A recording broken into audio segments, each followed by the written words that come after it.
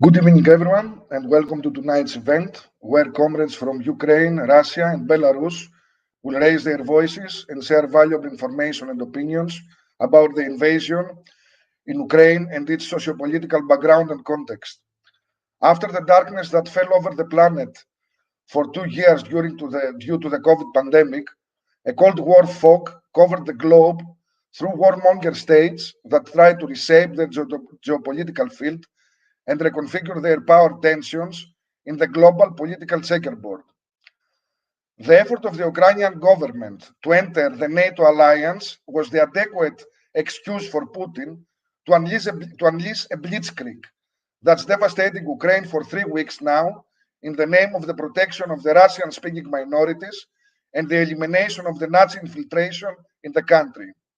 The last being totally ironic, since Putin, a former KGB agent, and his far right wing mentor Dugin were the ones sending the Nazi mercenaries of Wagner paramilitary group in the front lines of the war, as it had happened few years before in Syria. We should mention in this point that these presented as unbeatable, terrifying looking Nazis lost with many casualties the Battle of Kassam from the revolutionary fighters of Rojava. Moreover, during Putin's reign and under his tolerance, the far-right monster grew in Russian cities and metropolis, whether on the other hand, activists, anarchists, all kinds of political denizens were heavily repressed in a totalitarian crescendo which varied from poisoning journalists to kidnapping and disappearing anarchist comrades.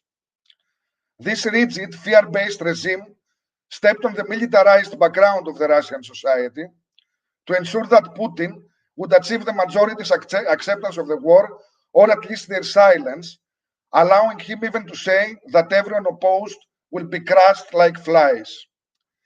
It's important here to mention that non-stop, since the Tsar, the Russian regime drew its power from its militaristic character, something that was also highlighted during the Soviet years, when, through the militarization of labor and economy, especially after the war, it tried to reach its ultimate nuclear power potential, and also something that Putin tried to remind us recently with the Crimean case.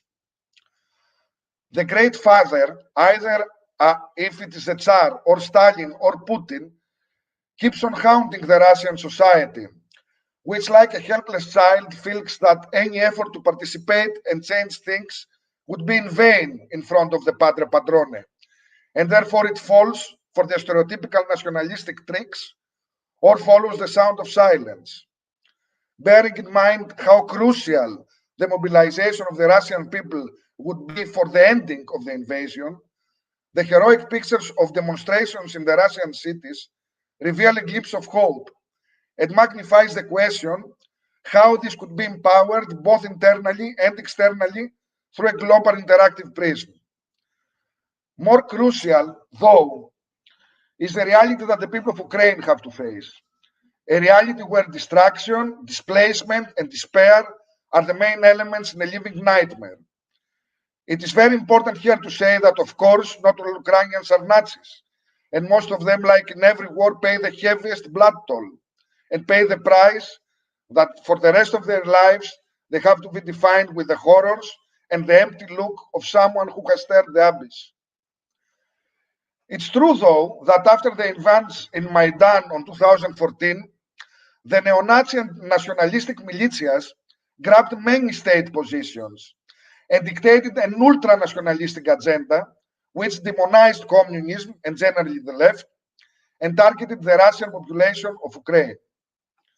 An agenda that, of course, suited NATO and the West, which enhanced this perspective in an effort to fortify its eastern borders, one could say, in order to deal with China in the bigger picture, in a time where the monopoly of its power is in doubt, since the United States' status as the only superpower, the only bully of the planet, is put in question, both symbolically and practically, especially after the invasion in the capital and the panic of the Afghan war ending. An agenda which, as many times in the past, through a nationalistic hysteria, has massed countries and whole populations dropping them to the appetites of bigger players with mightier armies. And even the people of Kiev, Mariupol, or Kharkov are treated as meat for the cannons in the moment, the day after the war seems as bleak, since we witness an unprecedented militarization of the planet.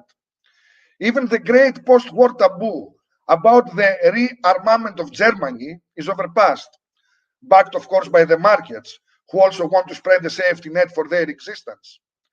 And militarization is the new international and state-level contract with the societies, so that the authorities can aim for passive, obedient, manipulated populations that will aim to constitute their existence through enforcement and violence. This event is not taking place in order to make a possible analysis of the authorities' atrocities. Most important for us is to hear the voices of comrades directly from the heart of the situation, which in my opinion are the only trusted statements and testimonies that through the filters of solidarity, equality and freedom rise above any shadow of fake news or any interest-driven propaganda. The so much respected and admirable choice of the comrades to share their time tonight with us amidst an extreme situation is making possible a view and opinion that the best organized professional journalist crews can't give. Exactly because you can never know the true level of their dependency on specific interests. And I thank the comrades from my heart for offering us this potential. I could say I don't even consider it as an event, but as a part of a broader dynamic action which has started globally from communities of struggle and resistance, aiming in one hand to build an anti-war movement which will press in many forms for the ending of the war, and on the other hand, to strengthen and aid politically and practically the communities inside the war zones who try to defend themselves and be present and active in the next day. Together with all the initiatives that have started globally lately, this event should contribute to this direction, a direction that, driven by imagination and determination, can create a sense in time of a solid global community of resistance. The huge assemblies in England and France, the occupied villas, the convoys, the effort for residencies for comrades in emergency situations, the anti-war demos, the posters, the campaigns, are all, in my opinion, phases of a global community's pursuit of freedom, because there can't be happiness without freedom. I will not take any longer from the valuable time of the speakers, and before I pass the mic to Comrade B to do the presentation of the speakers, I will close with the final sentence of a text that we wrote as Anti-Authoritarian Movement of Athens about the matter. And I quote, "Now that the people of Ukraine are armed, the power of their opinion is even bigger, and to them we address a call. The resistance is one-way direction, but this time let's go together with the Ukrainians way back and meet Makhno, so that Makhnovitsna becomes a big hug for all the planet, away from any NATOic or Russian militarism. No to war smash the states." Thank you, and I pass the mic to Comrade B, who will facilitate the discussion, and as I said before, will present the comrades. Good evening. It's my pleasure to be with all of you this evening and to host these speakers from Ukraine, Belarus, and Russia, who will speak from their own experience and from the organizing that they are part of about the resistance that is taking place in their countries to the aggression in Ukraine. Our speakers we have three speakers. We have Salam, a libertarian socialist from Ukraine and the founder of Operation Solidarity. We have Yana, a Russian anarchist and a participant in the support campaign around the network case and entrapment case carried out by the FSB in Russia.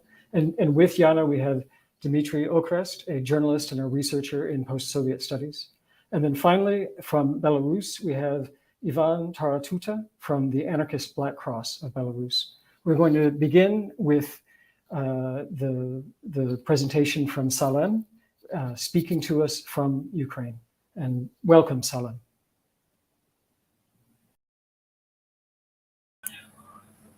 Hello, everyone. It's Salim from Kiev, from the center of Kiev for right now. Yeah, as I said, I'm libertarian socialist, and I'm one of the founders of Operation Solidarity. And I thank you very much for this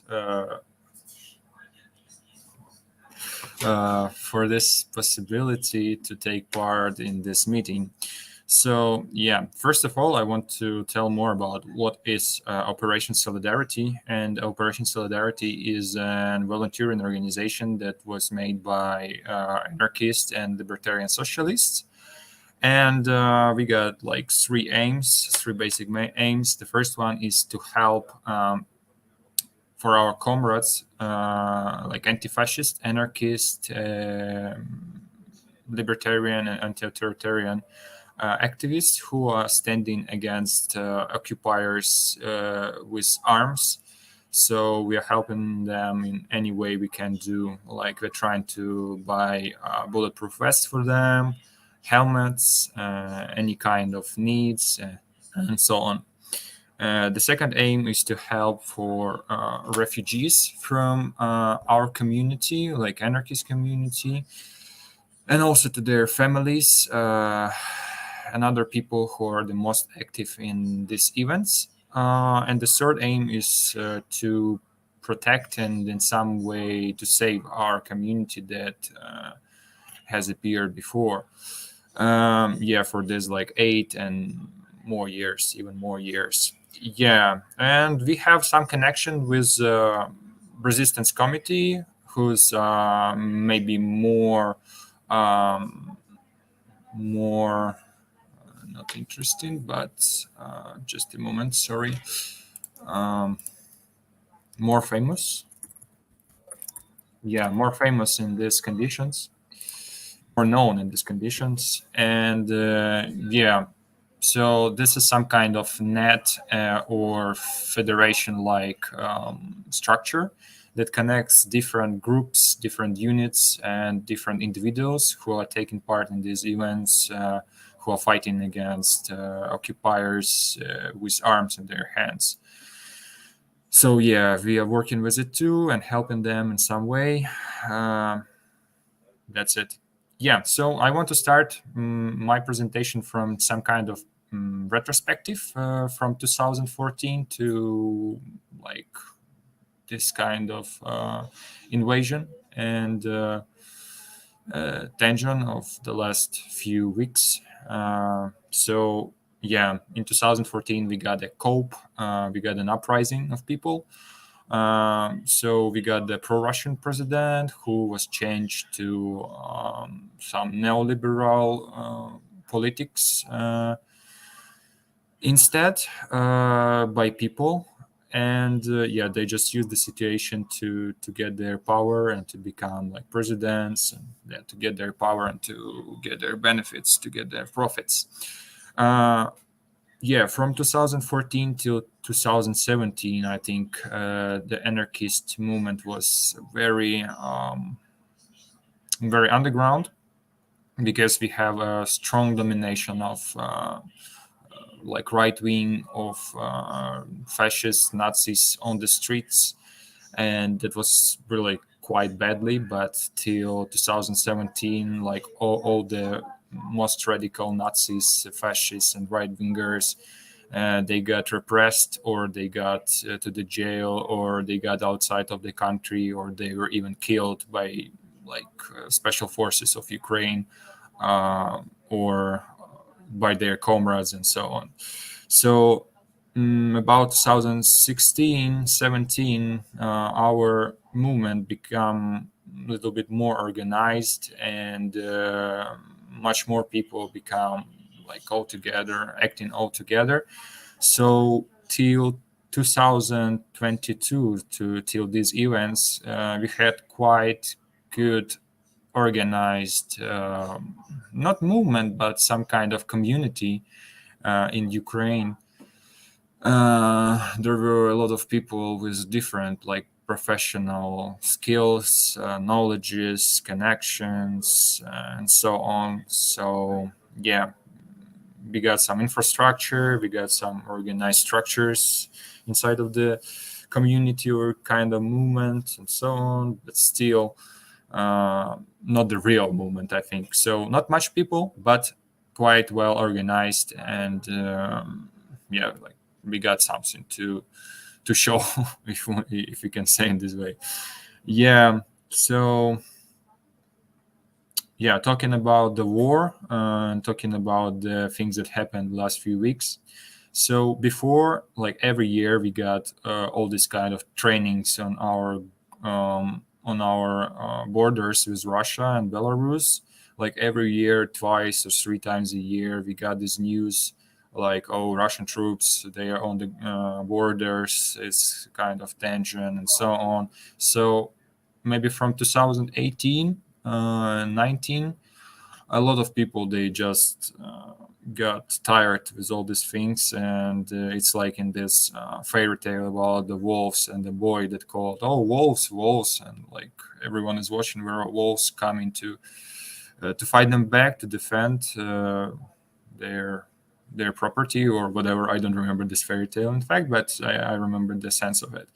So like every time this boy called wolves didn't come, but when he didn't, or once they really came, so it was too late. So the same situation is here. Like people were very tired with all these things, and the new life in new conditions has become real. So people founded new works, they restructured their lives and the new territories and so on and so on. So the conflict was freezed, and this year, these trainings on the border of Belarus and Russia. So a lot of people were pretty skeptic about Russia can attack us. But not we are, not libertarian socialists, not anarchists. Like we were pretty concerned about the situation, and we were trying to organize before, not like on the not after this event started. So about a month before, we started to gather we started our gatherings, and collectively we started to make some kind of plan, like what we're gonna do and what people are feeling, and what they think about our perspectives, and what they can do personally and collectively. And we understood that some people want to go they want to go to fight with arms in their hands. Other people, because of some reasons, like can't hold guns or like whatever, they don't want to run, they don't want to flee, but they want to be helpful. And for people who can understand what is warfare, any warfare, they can understand that it needs some kind of supply and help and support and so on. So it's absolutely clear that we needed to organize some structures that will help to people who are fighting. So yeah, it became absolutely like organic, natural, that we like split it, but still have some kind of connection between each other, and working and cooperating in this way. Yeah. So what's the situation for right now, and what we get for these 3 weeks? So we got like at least 2 big cities kind of absolutely destroyed. I'm talking about Kharkiv, I'm talking about Mariupol. We got used prohibited weapon on the territory of Ukraine by Russia. So today I got news that near the Kharkiv, near Izum, the Russians used phosphoric bombs, and we're really waiting here for some kind of chemical weapons or even nukes, because before they used thermobaric bombs on Kharkiv and on Kyiv also too. We got at least one dead comrade that died on March 2nd. After these videos, maybe you have seen this after attacks in the center of Kharkiv. yeah, what else? We got about more than 3 million refugees who are now in Poland and nearest countries to Europe. We got the real chance of like third or fourth or even fifth world war. I don't know whatever conceptions you are into, but if we're talking about separatists, for example, I think it's fourth or fifth world war.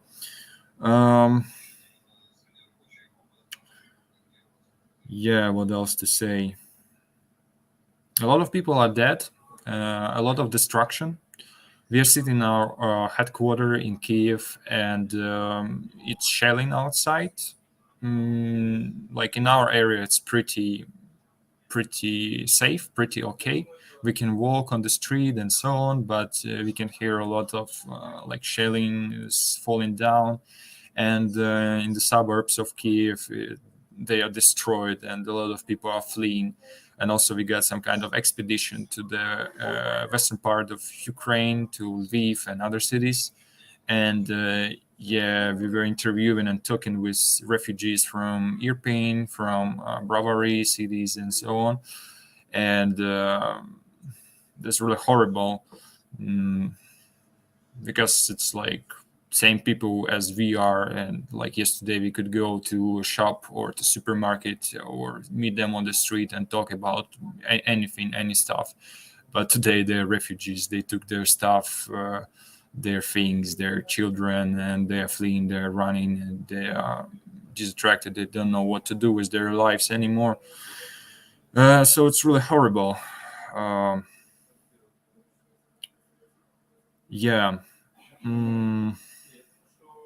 About positive things, kind of positives, like we have different units, we got different people, individuals and small groups and big groups that are fighting against occupiers, and they are really given a chance to dream of Machnovshina, of some real cool and good and wishful changes, social changes in our system, in nearest countries, and so on. So that's really making, for example, me personally inspired by the situation. But it's kind of hard in some way. So what perspectives can we see? That's the last point of my interview, my introduction, sorry. So the first scenario, and that's the most wishful, is the revolution in Russia and Belarus, and maybe in Kazakhstan and in other territories.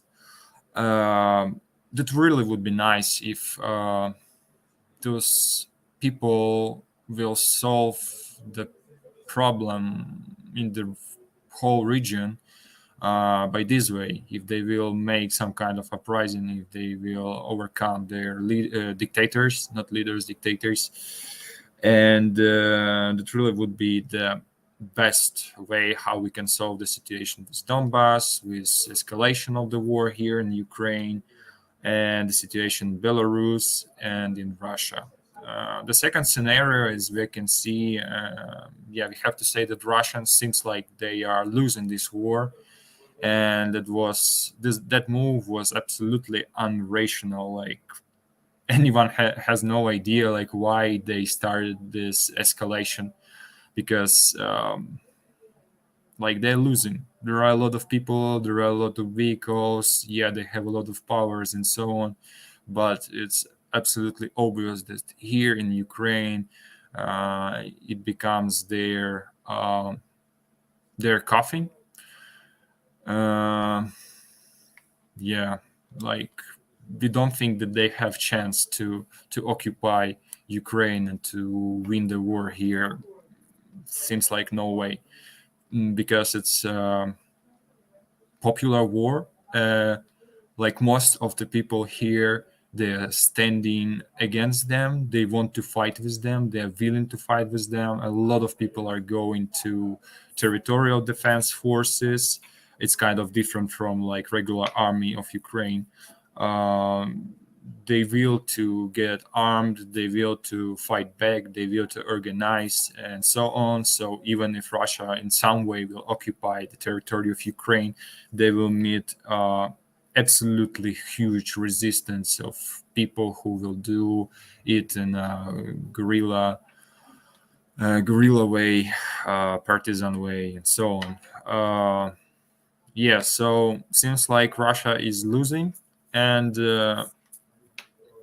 seems like we gonna take back Donbass and then Crimea, and personally me wishing to go to Minsk, to Belarus, to Moscow, and maybe to Grozny, to just overthrow those people like Lukashenko, like Putin, like Kadyrov, and all these bad people. Yeah, also maybe the baddest scenario that is also possible, it's like if this conflict will freeze in some way, and there will be some negotiations between two countries about the situation, and if like Ukrainian government will go for some kind of negotiations with Russians and stop the active counterattack and so on. So we will lose the chance to overthrow the dictator in Moscow, and after him in Belarus, in Chechnya, and so on. Yeah, so we are hope for real awakening, social awakening in Russia and Belarus in some way. We don't know how, but it's our like kind of dream, and we think it's quite possible, quite real. That people will awake, that people will organize, that people will fight back, and they will overthrow their governments, their dictators, and we could build new social structures, political, economical, on a new libertarian like way. To make this war end and to build something good and beautiful for everyone. Yeah, maybe that's all from me. We'll wait for your questions or whatever. Thank you very much for this opportunity. I really appreciate everyone who is supporting us in any way, informational, financial, doing something like actions in their cities, in their countries, sending us different stuff. Thank you very much, comrades. We are holding here and we will win. Next, we'll be hearing from Yana, who will be speaking to us about the context in Russia. And after Yana and Ivan have spoken, we will be taking questions. So stick around and formulate the questions that you would like to have answered by people in these different places. Yana, please go ahead. Hello, I'm Yana. I'm an anarchist from Russia and a journalist. Currently, I'm a journalist in Ovada Info. It's a human rights project, not an anarchist project, but project against political persecutions in Russia. And I'm a participant of the Network Case Support Group. So for everyone who doesn't know, the Network Case is a case against Russian anarchists, which started in 2018. And a few anarchists were imprisoned in accusation of making a terror group, kind of preparing revolution, and they were sentenced from 3 to 18 years. I think that's when anarchist movement were totally killed in Russia,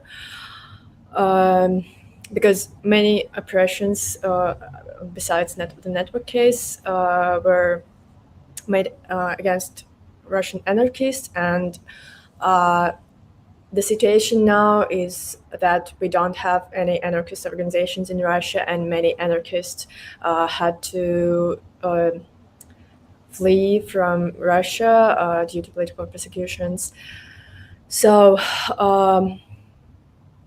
about the war protests in Russia, the government have done everything that people were afraid to do anything and afraid to protest and to prevent any resistance, because we have many laws against protesters, against even for now we got an EU law that give a possibility for the government to imprison people up to 15 years just for being against war, just for, like they say, spreading fakes about war. But they consider fakes even laws and even writings like "No to War," and they arrest people for this. Not for penal cases right now, but at least for a few days, and they give big fines.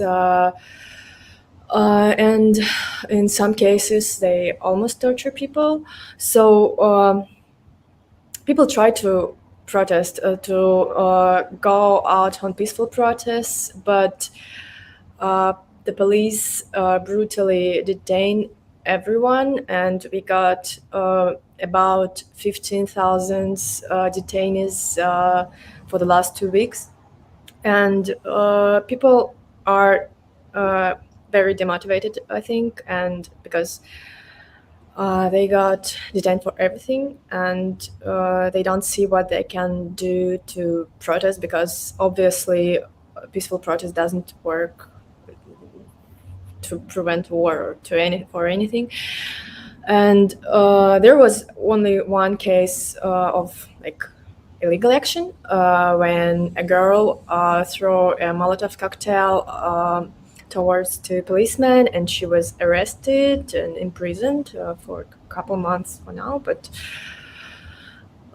it can be years.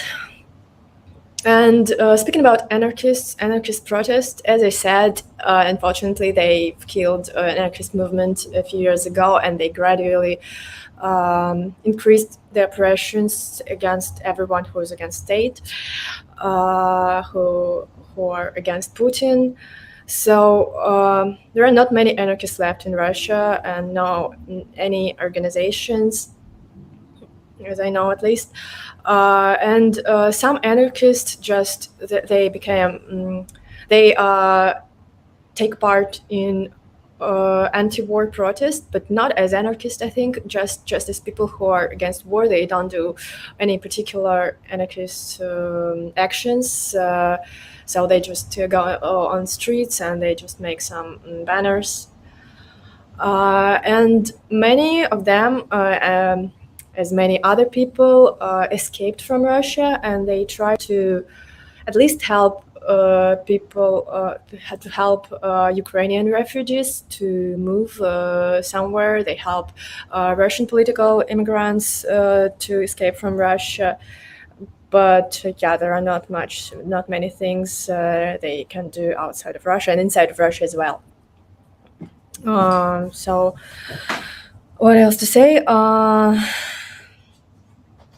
Yeah, actually, it's quite the situation is quite demotivating. So I don't have many optimistic things to say, because I don't know how we can influence on the situation, but at least we can help particular people. We can do something, just to help particular people to escape and to spread information. But for people who are outside of Russia, at least they can spread information about what something. But the problem is that social networks in Russia, media outlets, everything was blocked.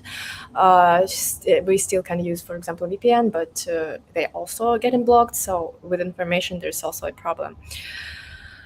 I don't know what else I can say. Probably that's it.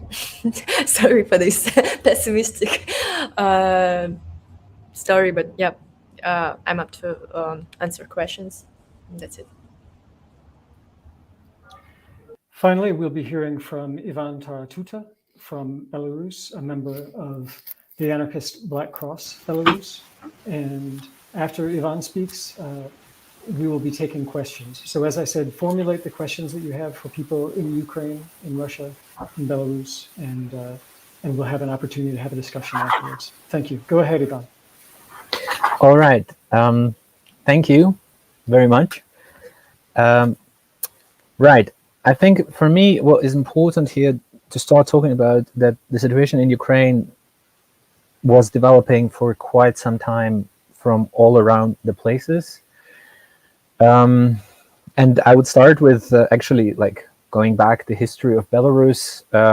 Belarus is currently, although not seen by many as a side of the conflict, is participating in the war by giving land to the Russian forces, and the rockets are like the ballistic rockets and all these horrible things are flying from the territory of Belarus. Belarusian government historically, after collapse of Soviet Union and elections of President Lukashenko, who is in power for the last 26 years, was close to Moscow. And this kind of closeness manifested itself in 90s when Lukashenko made a deal with Yeltsin, back then the Russian president, to create a union state that was supposed to be like reintegrating Belarusian economy and Belarusian political life back into Russian state. And since then, the situation basically developed in this direction by going here and there. So sometimes Lukashenko was looking in the West, but in general, Belarusian state was heavily dependent on what was happening in Moscow. The last kind of a twist in this political games of Lukashenko between Brussels, Washington, and Moscow happened in 2020 when the protests against Lukashenko started, like the biggest protest in Belarus, and most of you have heard about it.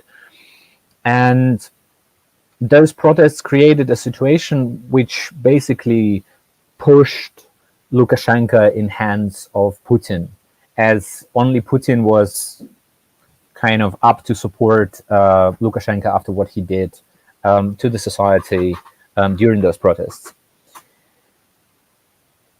What followed was the situation that Belarus was kind of like further and further isolated from like international political life and getting closer to Moscow, economically speaking, as well.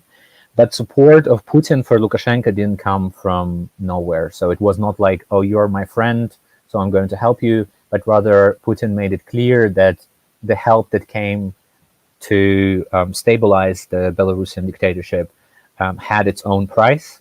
And that price was like this further aggressive integration of Belarus into Russian state. In 2022, when we started this horrible fucking year, the Kazakhstan people rose against their own regime that was also heavily associated with Russia, though also having a lot of connections with West. And Russian military brought kind of several thousand of soldiers to, again, stabilize the situation. I mean, it is unclear if they were shooting people, but they played a very important role in like bringing a stable authority to the region and setting up the new rules. In reality, this kind of scenario was also probable for Belarus. Back in 2020, when the protests were happening, Putin already moved parts of his national guards to the borders. And the only reason why Belarus didn't have the same kind of a military invasion from Russia and stabilization of like pro-Russian regime was that Lukashenko at that point was already feeling quite comfortable. So by destroying the protests in 2020 and basically like destroying the social organizing of Belarusian society, we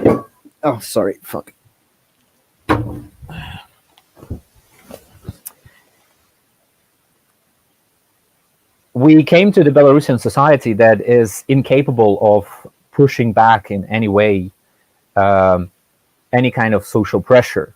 So for Putin, at the end of the day, the current invasion of Ukraine became possible due to the fact that Belarusian society was repressed back in 2020.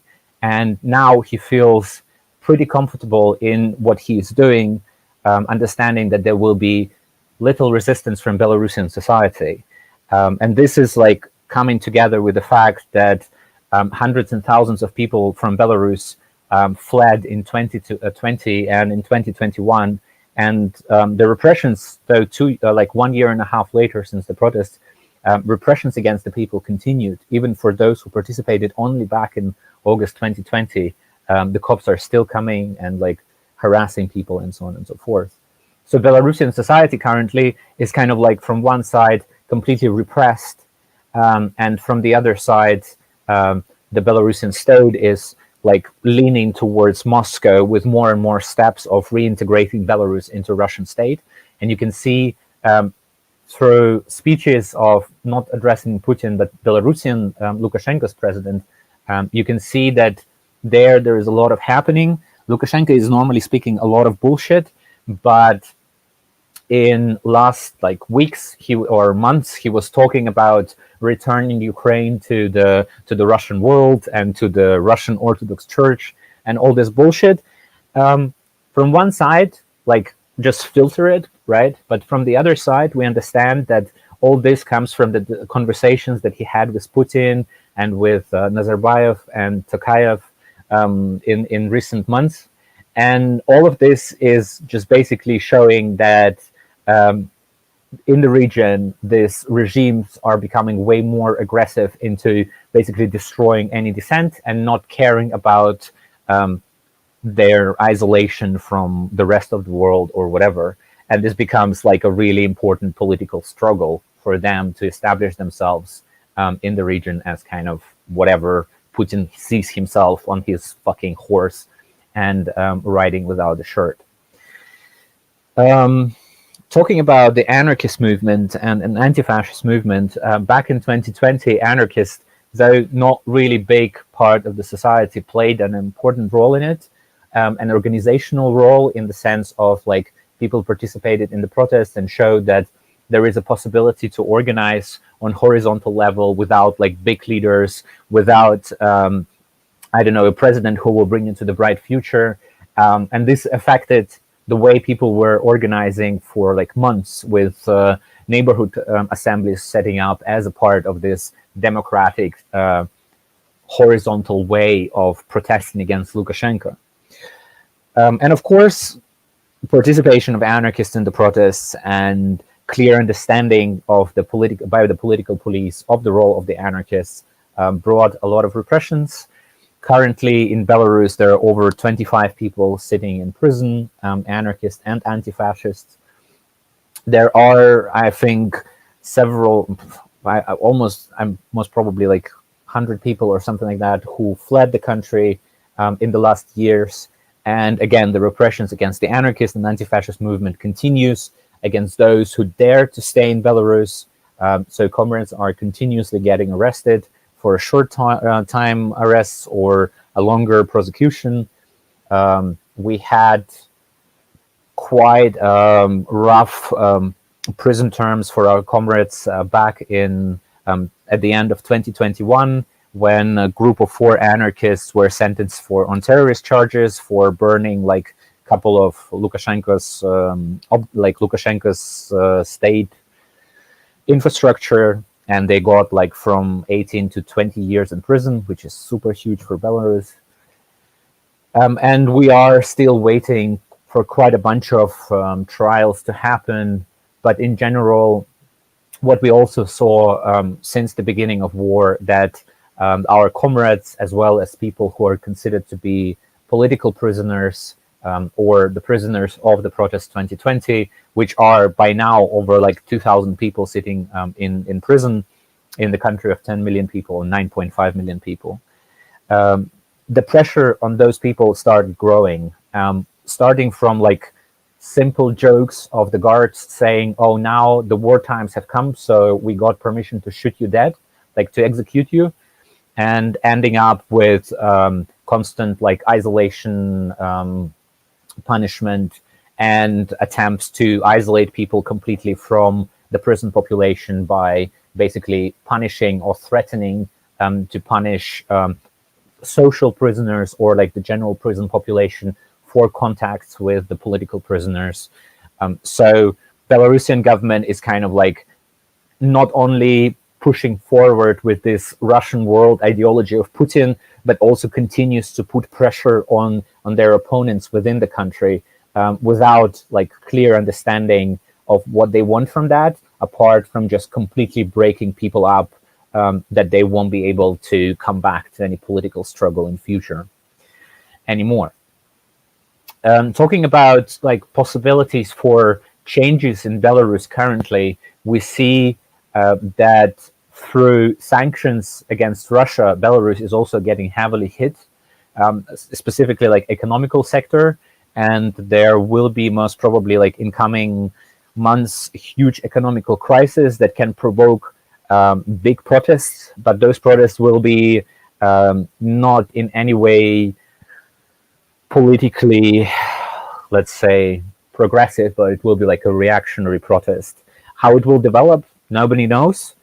But I mean, as usual, we hope for the best. We hope that our comrades will get out of the prisons and won't have to suffer. We hope that the war will be over. And yeah, I mean, in reality, like this can happen, but we do not, like as an anarchist movement, we do not expect that Belarus will be actually like liberated by the protest movement, and there will be like a huge wave that will destroy Lukashenko, because currently we see that Russian world or Russian leader Putin or whatever is ready to shoot people, and that means that they will be ready to shoot Belarusian protesters as well. This is for us not even a question, and Belarus, there is no such strength or such power in Belarus that can right now address that. And that's why, like for example, quite a bunch of anarchists from Belarus who left the country in last years decided to join the struggle in Ukraine against Putin's war, against this Russian invasion, seeing it as the only way to actually push back this authoritarian narrative coming from Kremlin and Moscow. Yeah, I would cut here and would be open for questions later on. But yeah, thank you very much.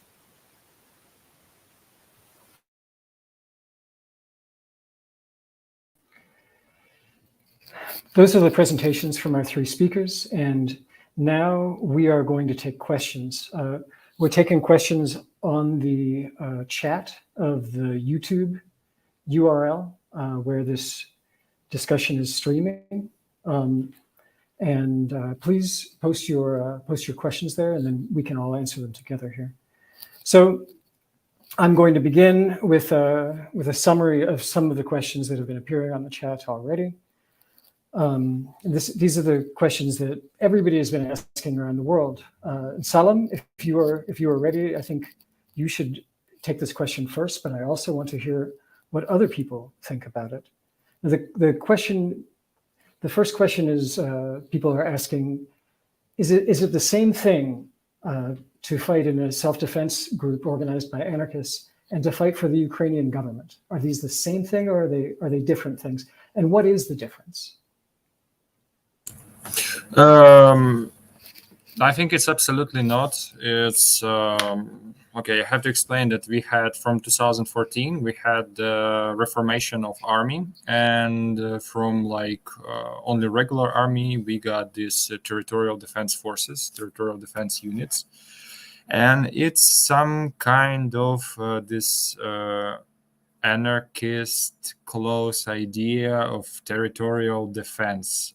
Like you're living, for example, in Kiev, so you are a citizen of Kiev, and if someone is attacking Kiev, you are part of this territorial defense unit, so you're standing for Kiev, you're not going somewhere. So it's not a regular army. From other perspective, we have to understand that here in Ukraine, we don't have the same situation with, for example, Rojava, northern Syria, or like in Mexico with Zapatis or whatever. We are not controlling the territory of Ukraine. It's not the same scale as it was like 100 years ago during the revolution in Russian Empire and so on. So yeah, like we are going to this way just because it's opportunity to fight back against the occupiers. It's an opportunity to act in this situation. It's an opportunity to do something for the future of our movement, because if we will take a neutral position here, we'll say something like, oh no war, stop war, something like this. First of all, a lot of comrades could be dead to this moment. The second point, that we will need to build our movement in the future, and when people will ask like, where have you been when war was, the alibi that we were against the war, it's not constructive and it won't work. So if we want to be a strong movement, if we want to be represented in society, if we want to be popular, if we want to have people support and understanding, we have to take part in this action, in this role, because it's our context and it's much better than doing nothing and taking some kind of neutral position. That's what people have to understand. And I have a follow-up question about that for you, which is, if you can speak freely about this, what are the interactions, if there are any interactions, between your group, the groups that are fighting, between your group, Operation Solidarity, and between the Resistance Committee and the other groups of anarchists in Ukraine, and groups of far-right nationalists, Nazis, like the Azov Battalion? This is one of the things that people outside Ukraine have been wondering about. Okay, if I get your question right, you mean what's the interaction between our like anarchistic units and Nazis units, or like Azov units? Yes. Are you encountering them? Are you forced to organize with them? Do you encounter them at all? Because there's a lot of speculation about this. Okay. So first of all, I have to say that still we have problems with Nazis. Yes, in Ukraine there are a lot of right-wingers and neo-Nazis, but the situation is pretty different with 2014. Like they're not so popular anymore. They're not having so much support from normal people.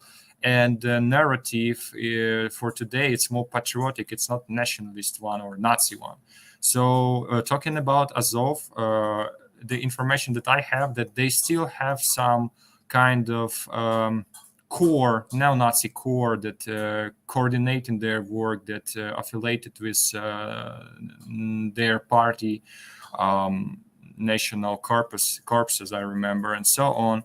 But a lot of people are going to Azov battalion just because they are giving maybe the best level of preparation for militaries, you know. So if you want to be a real soldier, if you want to be professional, Azov, it's quite a good way for some people. So still they have this like Nazi core. They're making some kind of their like political education and trying to integrate people into their structures and so on, but they don't have so much success on this way. Their ideas are not taken by people seriously. They haven't really not much support from like usual normal people. And talking about the interaction with them, for right now we are not interacting at all, because Azov battalion, it's placed in Mariupol and some other areas, and units that are fighting against occupiers right now, I don't know any cases when they were fighting between each other because of their like political views and so on. So yeah, maybe that's the situation that I can say. Does anybody else want to speak to this before I go on to the next question? Yana, Right. Ivan. I would like to drop just a couple of words. Although like currently the situation quite differs from 2014, we see that a lot of Nazis and like right-wing groups are mobilizing around the war in Ukraine. And Belarusian Nazis, for example, though not very active in 2020 or in last years in general, are also mobilizing to join the war. And for example, like this Belarusian international unit that kind of tries to address the Belarusian diaspora abroad and bring people to fight Putin back. They are in like several key roles are influenced by the right wing and extreme right.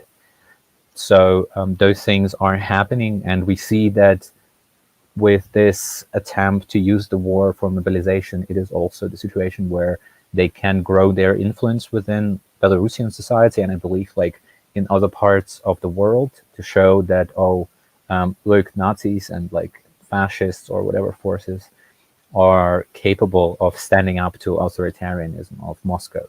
And at the same time, I mean, it's a shitstorm because you can see that there are some of the Nazis who believe in this Russian world or who believe in the bigger like picture, and they support their Nazi friends or whatever you call that shit from Russia, and they are ready to join the Russian volunteer squads to fight for Russian world.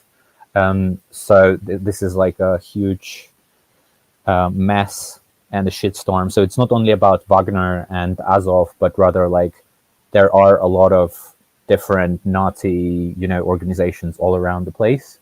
But it doesn't mean that this is in any way like a war between Nazis or something like that, because we know that in general the extreme right are always trying to capitalize on such big conflicts and such big things happening to the society. So I want to direct the next question to you, Yana, about this. Can you speak about how the far right fascists and nationalists are responding to the invasion in Russia? Do they support the war on Ukraine?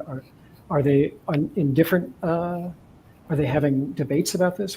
How is the invasion affecting Russia in terms of the rise of nationalism and fascism?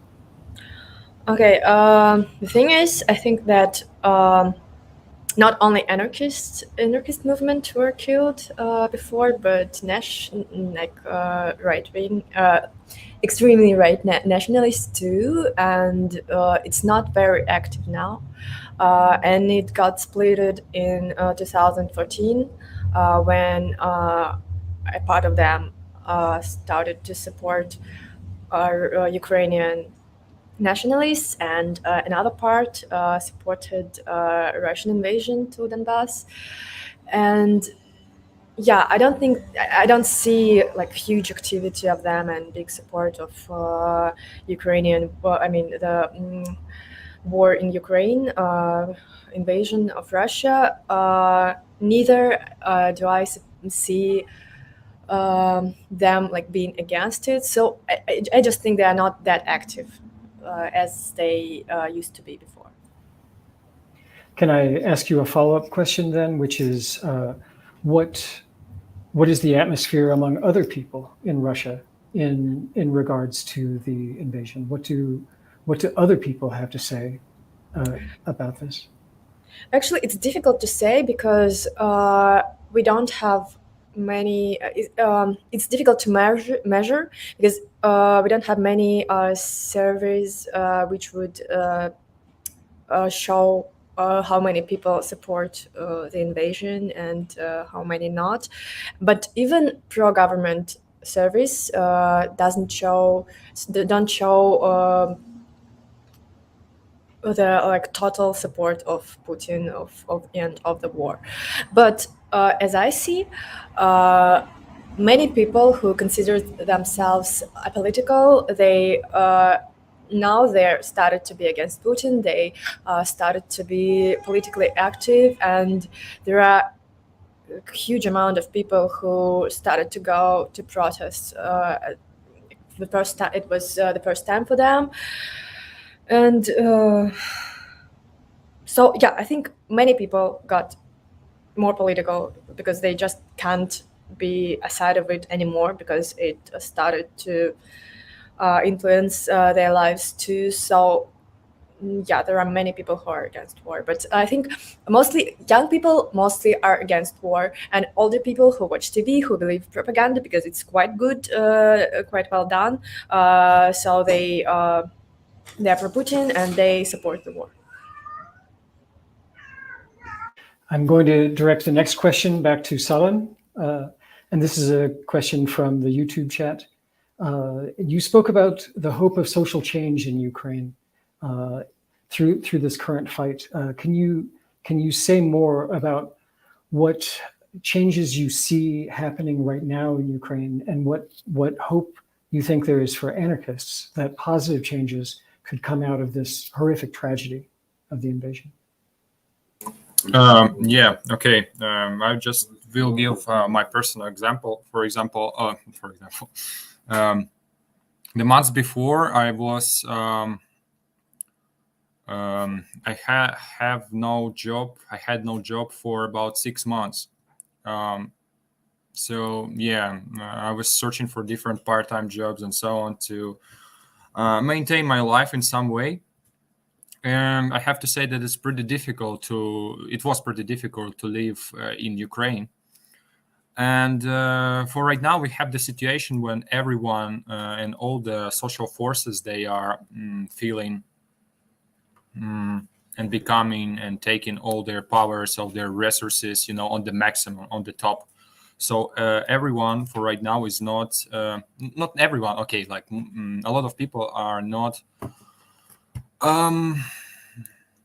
feeling what is it the economical and financial system in Ukraine for right now. So talking about us, we made some kind of close community, and because of donations, because of our savings and so on, we don't feel what humanitarian situation is for right now. So we have enough food, we have enough water, we have a shelter. Even if it's bombing outside, we still have our situation is quite good. So on this courage of the war, of resistance, people became more solidarized. That was absolutely amazing atmosphere when I was riding through the city and spoke to different people on the streets. We have to understand that it's not made only by army men or so on.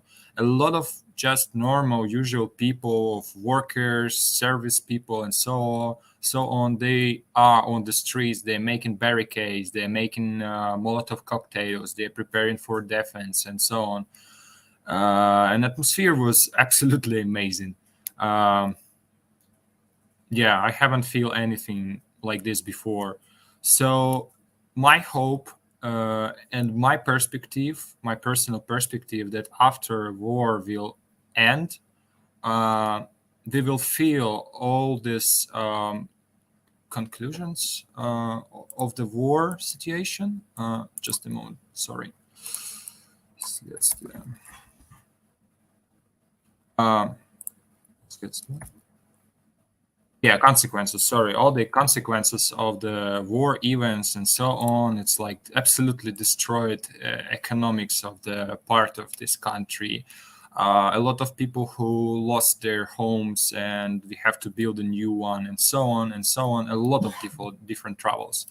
And for right now, a lot of people are very encouraged because of the actions of government of Vladimir Zelensky, of our president, and so on. But the problem is, and I think a lot of anarchists and libertarian activists and leftists, they can understand this. that always the main questions are about economics, about material supply, and about politics. So when war will end, when we all will come back to our kind of usual life, of course it won't be the same like it was before. We will deal with the same situations, with the same troubles.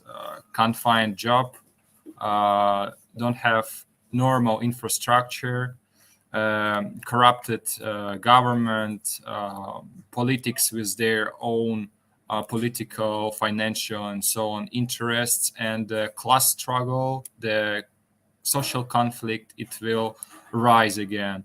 And I can predict, again, it's just my personal opinion, that in a few years we will have a new revolution here. And my perspective about like Moscow, about Russian territory, and so on. If the question is about this too, because I can see it in some comments, people are asking about what will happen, in my opinion, with these territories, or what I can see. I hope that these territories, these huge territories, they will become. There will arise more new. I hope like free self-government territories, but to be realistic, I think there will appear some new kind of states and maybe some kind of federation of the states with different governments and so on, that will be some way more liberal and some way more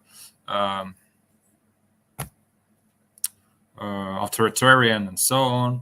But that's obvious for me that Russian Federation will not exist anymore in the way it's existing right now. I hope so.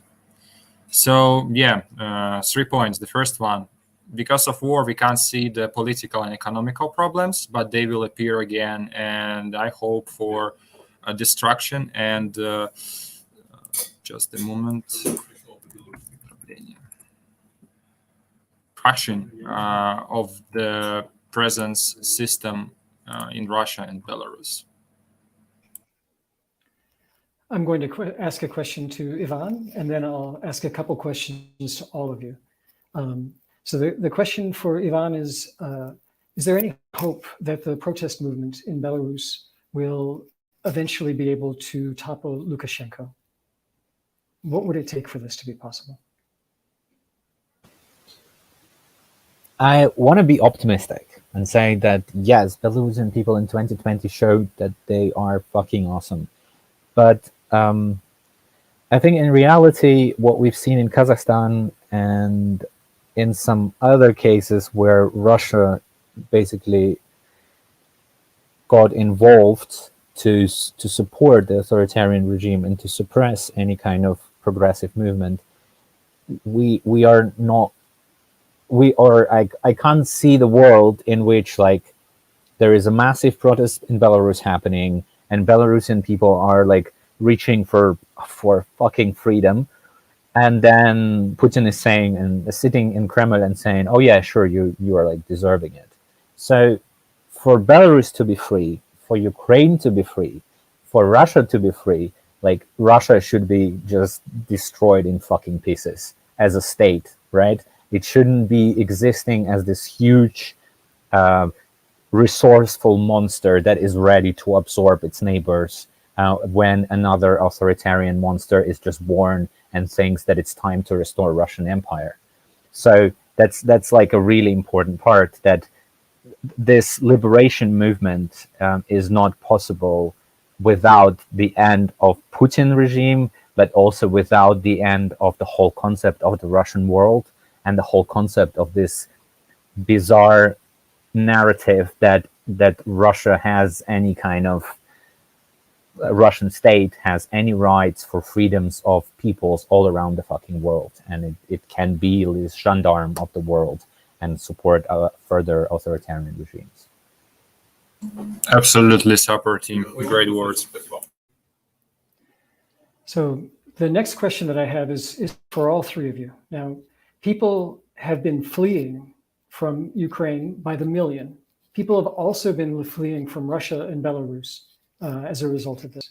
So The question is, how can we best support refugees from Ukraine and also people fleeing Russia and Belarus, both before they flee, like right now, the people who are still in Ukraine, Russia, and Belarus, and when they arrive in other places? What are the things that people can do right now to support refugees and immigrants? It's a question for all three of you.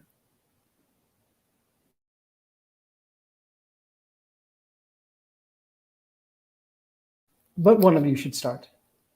Okay, maybe we'll start from like Ukrainian. Yeah, also the problem that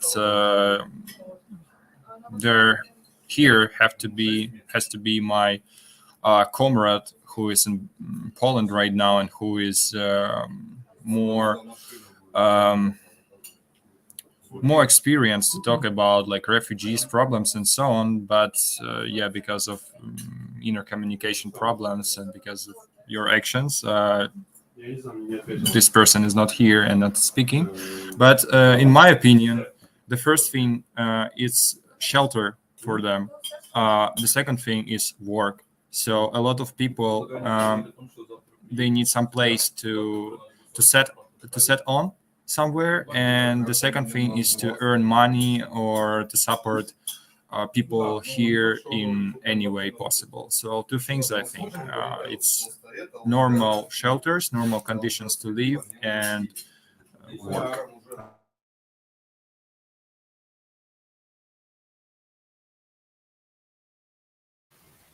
Right. Talking about Belarus, just to give you an understanding of what is happening in the country, Lukashenko actually closed Belarus in 2020, saying, "Oh, we have COVID."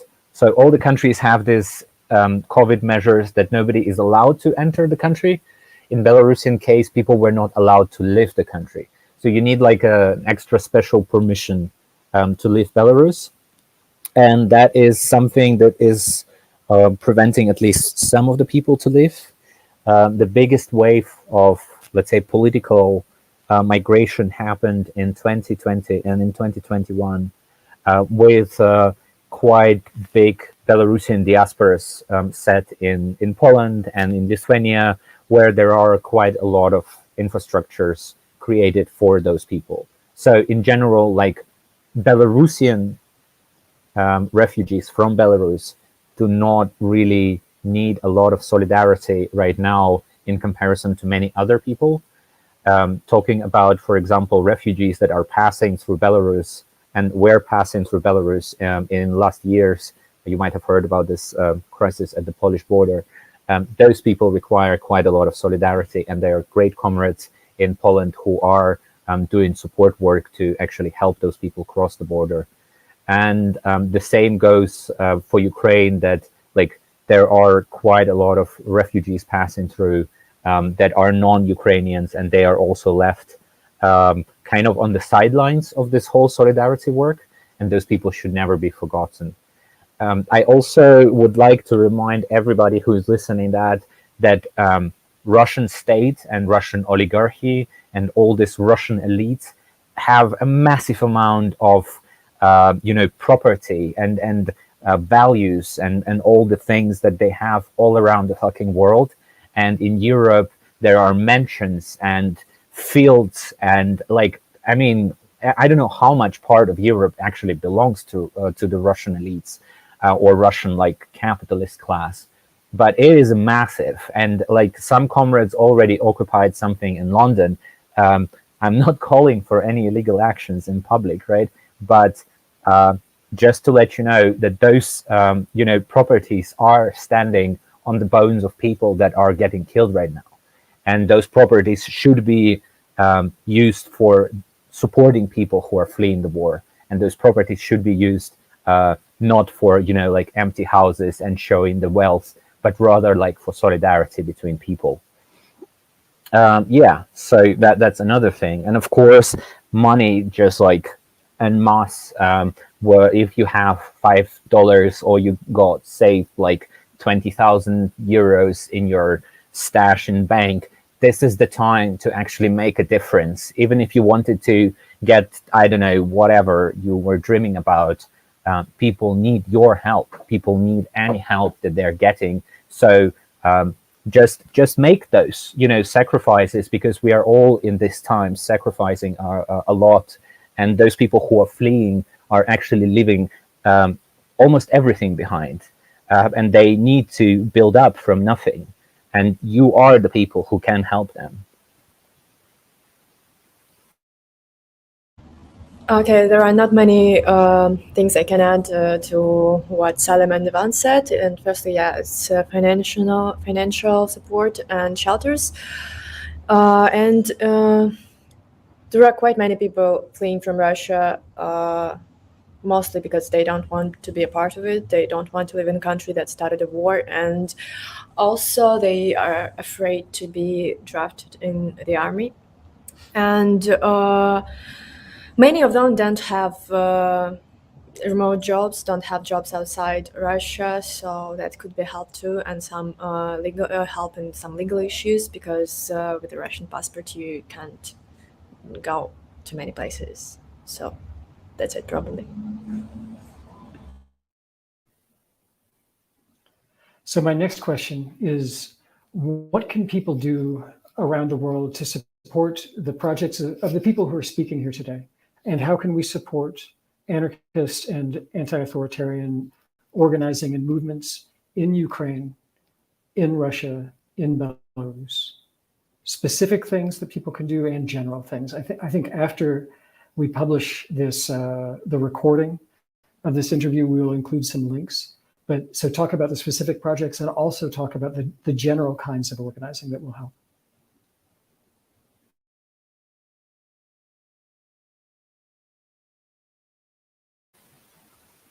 I think I would be not the first one. Yeah, because of technical reasons, I just need to help my comrade for other things. So please, Yana, can you speak first?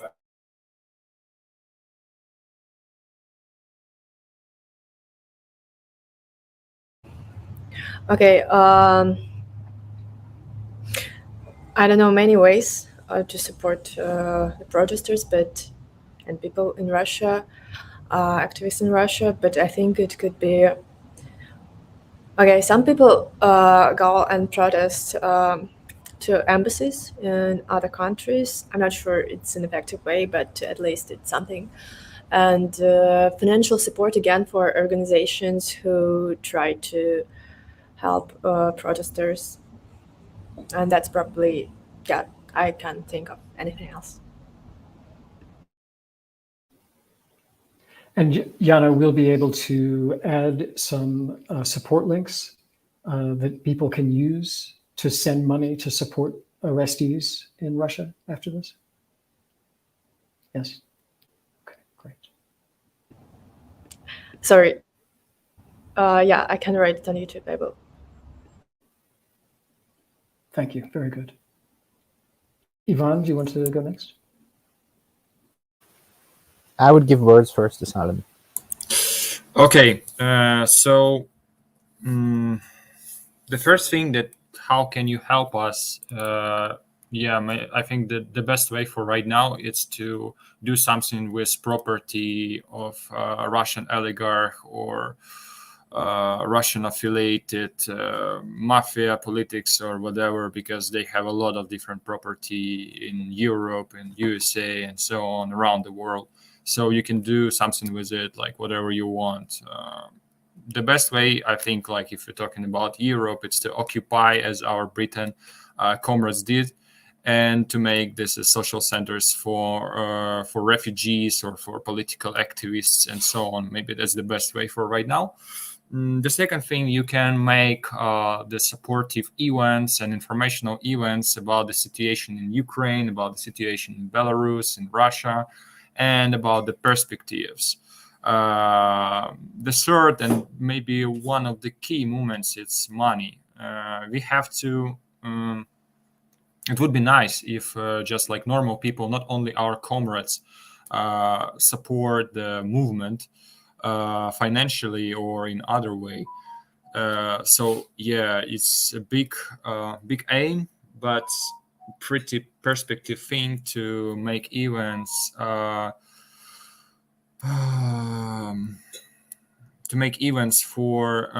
wider just a moment, wider layers of society. So yeah, to support what happened in Ukraine, but through anarchists and libertarian infrastructure and roots. Yeah, the fourth thing is to help to people from Ukraine, anarchists from Ukraine who fled. And personally, me, I'm feeling happy and proud because like a lot of people stayed here and they are reorganizing and finding the way how they can join the resistance, and how can they join structures and do something. Like really pretty small amount of people are fleeing to Europe or to other countries and standing there, but no blames or no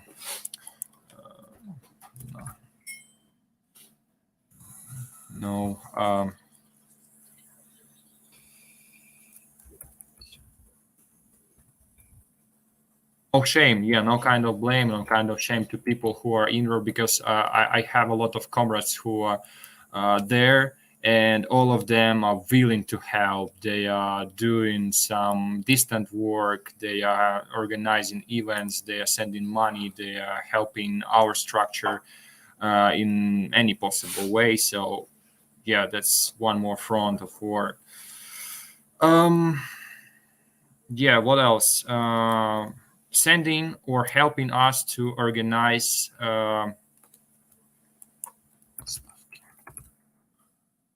supplying chains with bulletproof vests, with different helmets, with different things that we need, the medicine for people who are fighting, for people who are standing here. Also some supply for just usual people, for refugees, for people who are standing in Ukraine, still in Ukraine, but on more safe territories. That's also useful. And yeah, I want to talk more about maybe Belarus and Russian comrades, because I was on another event and we were talking about like what can we do for right now. I think like Russian comrades or Russian people, Belarus people too, they are standing in the situation when all their like revolutionary forces were repressed or just pushed out of the country or dead or whatever. And in short terms, they have to organize efficient resistance to their regime. So the best way for right now is to teach comrades who stay there and support them in any possible way, financially, informationally, and so on. They need to learn how to use cryptocurrency to use it to maintain their everyday needs and also revolutionary needs. They need information about how to organize like guerrilla units and how to act in cities. I mean, not to make like videos or make some posters on the streets or so on. It's not efficient. The real thing that can change the situation for right now is starting the real urban guerrilla warfare in Russia in some way. Yeah, so it's pretty difficult when you don't have such an experience, or even not like they don't have any information about this. So they really need this. They need translations, they need experience, they need people who can help to organize this, they need financial help, maintenance help, or so on, because as we can see, any legal ways are closed for them and for their activism for right now. That's it. Yeah, also, as I said before, like shelters and workplaces, and also the good idea is to organize different cooperatives that will specific on our needs for right now. For example, it's better to buy bulletproof vest sewed and made by our comrades, but not from some, I don't know, capitalistic big companies, enterprises, and so on, if you get what I mean. So yeah, it would be really nice if there will appear some nets of cooperatives or just cooperatives or federations or so on, economical federations that will help people to get community, to get money and maintenance, and that will help to people who are fighting, who are resisting or organizing the resistance here in Ukraine, in Belarus, in Russia.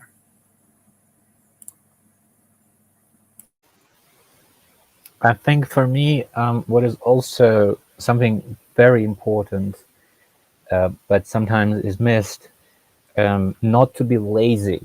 It is extremely important not to be lazy as an activist or as just a person who is interested in what is happening right now, and put a little bit of a fucking effort into going online and researching what is happening in the country or in the countries or in the war right now, instead of just dropping again and again the same fucking links that are circulating around the internet for the last 7 years about Azov battalion, about Nazis protesting in Belarus with the white, red, white flags, about some bullshit in Russia. Like, the things are developing, and if you're trying to be, or if you're trying to critically understand of what is happening in the Eastern Europe right now, there is a lot of information. I mean, comrades from Crime Sync are doing a great job giving voices to the people in Ukraine right now, or we're giving voices to Belarusian comrades or Kazakh comrades or many other social struggles. Just give some efforts, and this will actually take a lot of load and weight from our shoulders, because we won't have to explain to the world really basic things, and we don't have to argue again and again and again with anarchists from England, US, France about fascism or a NATO coup in Ukraine in 2014 that somehow existed in the hands of those leftist activists, or some bullshit ideas that Belarus is becoming a fascist state through the protests, and Belarus is somehow a socialist heaven where everything is for free, and you go into the shop and you get everything you want, and everything is beautiful, and grass is green, because they don't know that the grass is getting painted in Belarus. So just fucking a little bit of efforts, and that would be great. And donate. I mean, for fuck's sake, people, like, this is a really the thing that is making a lot of people running. A lot of solidarity structures, Anarchist Black Cross Belarus, Operation Solidarity, Anarchist Black Cross Moscow, all of those organizations are depending on donations, and those donations are heavily dependent on the Western comrades, because in our countries, most of our comrades and most of the people around, like, who are sympathetic to anarchism, do not have money. We do not earn so much money. We do not have, even if we have jobs, those jobs cannot provide us with so much as you have. And sharing is important part of a revolutionary struggle. So yeah. And think. I think a lot of people are asking how we can help. Many of you have certain skills, very important for the world to run. So use those skills. Don't only think about how can I just, do a really simple thing and that's my support. Rather think how you can use what you learned through, 20, 30, 50, 60, 100 years of your life to actually support comrades, to actually support the struggles that are happening. And that would make us all a better movement together, on the international level. I have a question that relates to what you just said, Ivan. I have a question for everyone. And this is about how we should understand the responsibilities and the relationships of anarchists who oppose military invasions like this. We have heard from some people that the responsibility of an anarchist is just to oppose the state and the military in his or her or their own country. So, for example, if you were from the United States, you should oppose NATO. If you were from Russia, then maybe you can protest against Putin. This is a sort of a way of understanding things that suggests that each person has responsibilities according to where they are positioned nationally. Now, the other way to think about things is that we are fighting an internationally interconnected ruling class, even if there are conflicts between some of the capitalists and rulers. I would like to understand how each of you, I would like to hear how each of you think about this. Do you think that people's responsibilities are just to oppose the capitalist and militarist projects in their country, or is this something that we have to think about on a global international basis?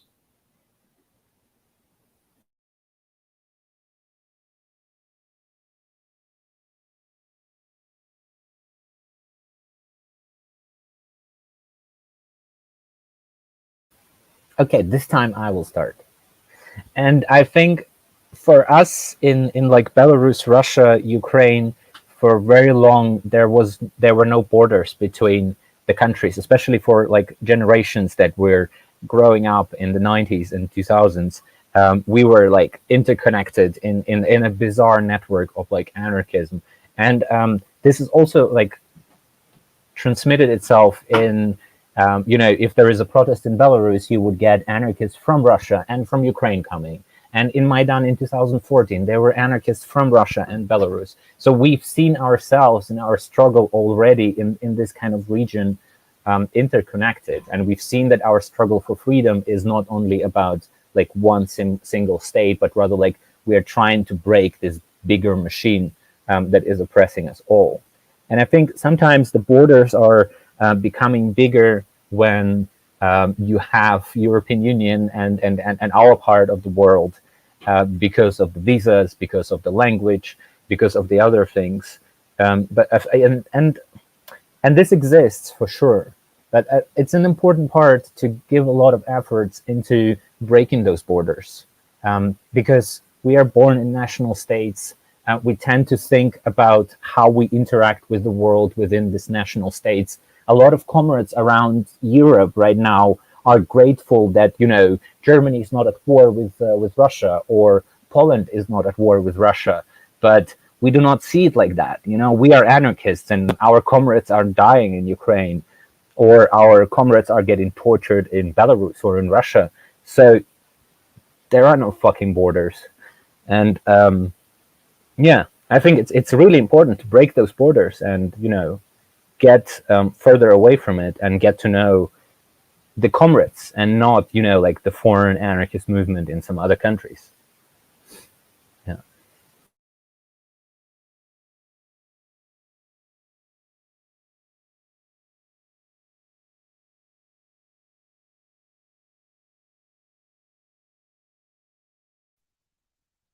Does anybody else want to speak to this question?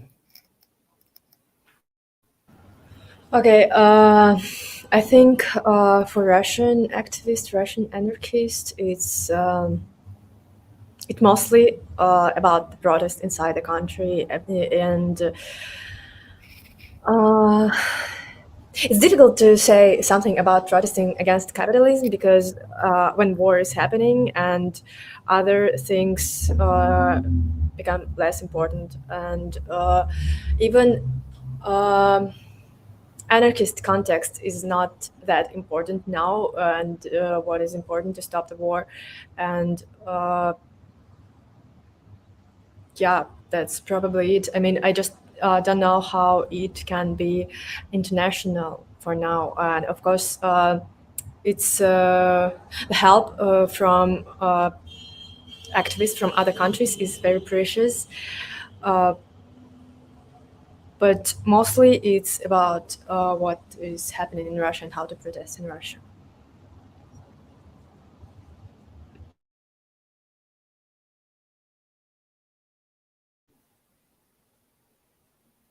Yeah, and I'm sorry, excuse me, please, but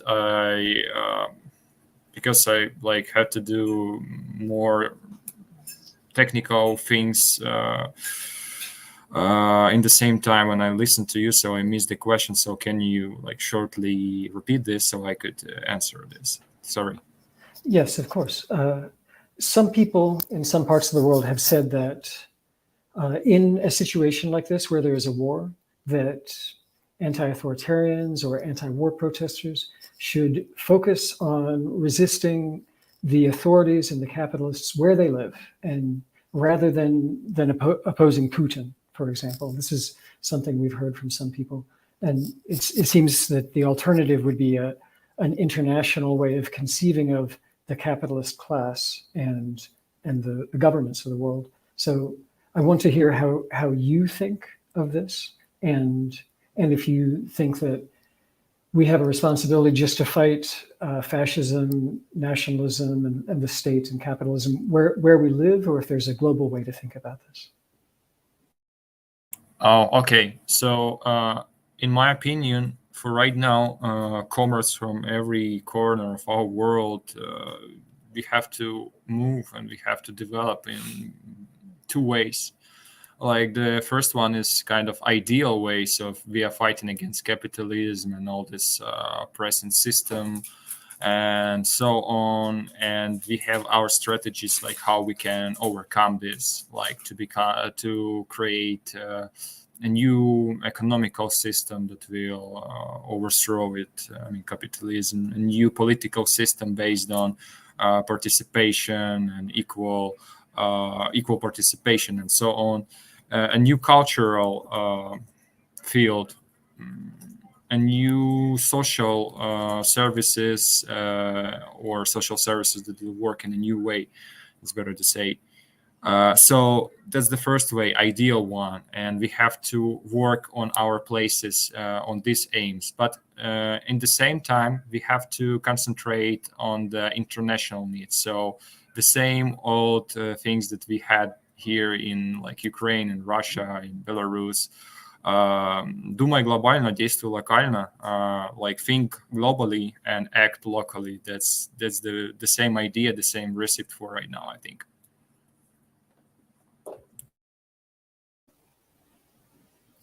Okay, great. I'm going to ask another question that came in over the chat. And this question is for all of you. And the question is, what do you wish the Western governments or NATO or any of these other capitalist state institutions, what do you wish that they would do?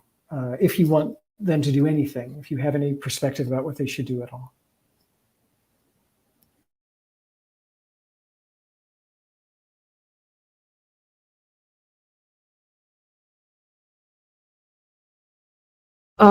Okay, I can say what they shouldn't do. We see now that Europe and other countries, they make sanctions, so-called sanctions against Russian government, but in fact, these are sanctions against usual Russian citizens, and it became really difficult for Russian activists, just for Russian people, to flee from Russia, to go anywhere, because we've been prohibited to get visas in many countries, prohibited to use bank cards and other many things. So it's definitely not helping Russian people who are trying to protest against Putin. And also, that's one of the motivation I heard is that life in Russia would be so bad for people, so they would rise and protest against Putin. But that's not how it works.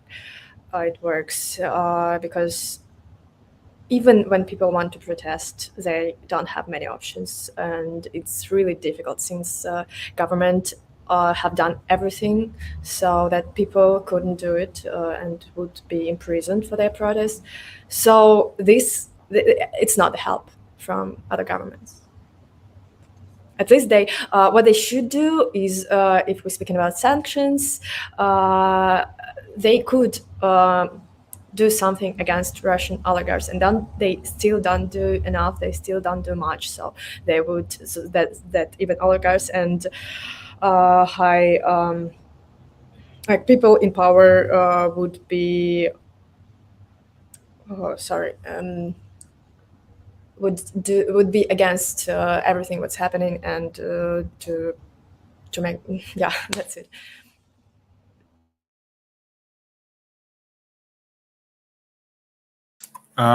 Yeah, like kind of joke, but I'm kind of serious. I can't understand why like American state and other like blocs, other governments, corporations, they have so much mortal technologies like drones, different how to say this in English.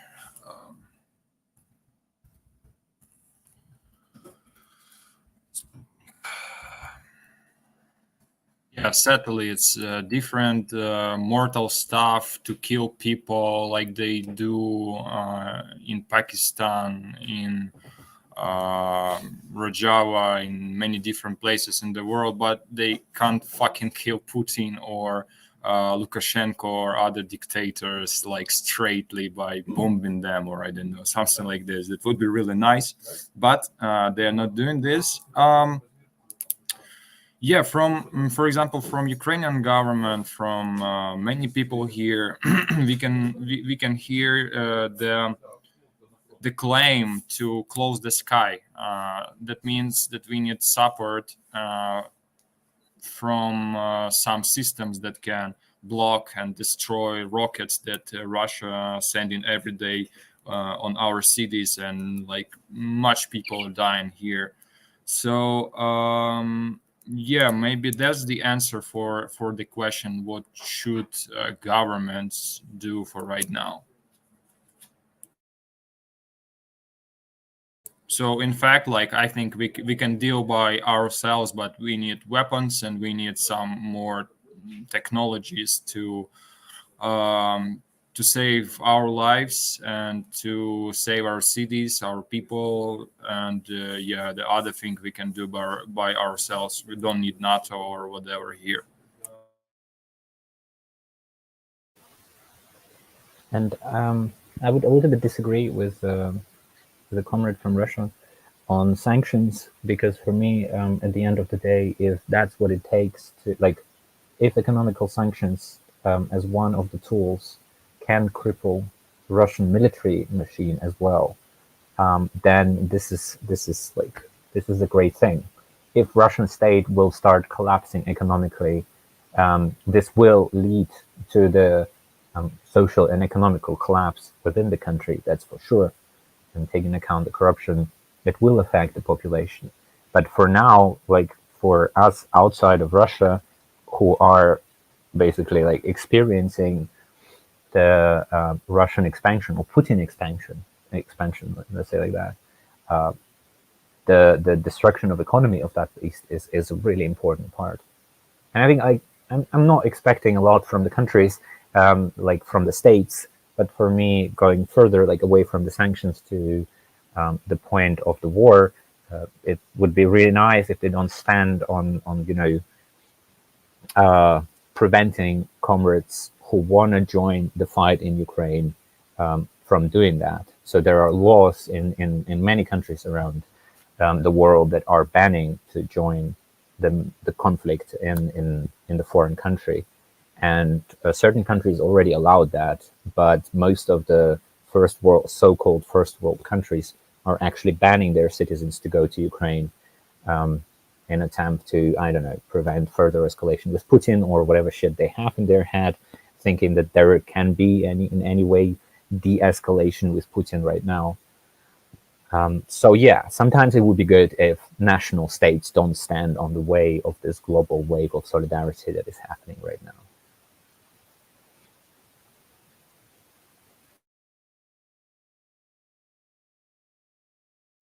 Yes, I would like to make a small question also, because during this very enlightening and inspiring for me discussion, I kept some practical points that I would like to put mostly and address also to the speakers. First of all, if anyone is familiar with any effort to create a media or I don't know, an online site page where there could be some gathered information coming from trusted sources like the comrades. I mean, I always mean about comrades that could be the best, I think. A way also for us to learn things from the first hand, away from the propaganda, state propaganda, or any other interest-driven propaganda. If there is any effort from someone to create something, and at the same time, I think also it's very good time to make, as many speakers said before regarding what's needed in aid and support, to make also an open call for people who are technically who have enough technical knowledge in order to help into something like that, to participate and to get in contact either through the contacts they will find through this event or other similar events or assemblies that take place all over the world for the same reason. I think something like that would be really useful. And the second is I would like to ask if there is any idea about making a central campaign to the maximum, of course, of the possibilities regarding the situation there and the potentials regarding the situation there, and realizing how hard it is that like to try to make a central campaign about saving money and aids so that it's more easy for people to participate and be also more trusted channels so that it's also more easy for people in all the war zones to be able to get the help that they need in a more direct way. Another discussion and another question is this. And the last that I would like to ask is regarding the people that you said that are the refugees, the people who are fleeing Europe, who are fleeing towards Europe, or not only. I think that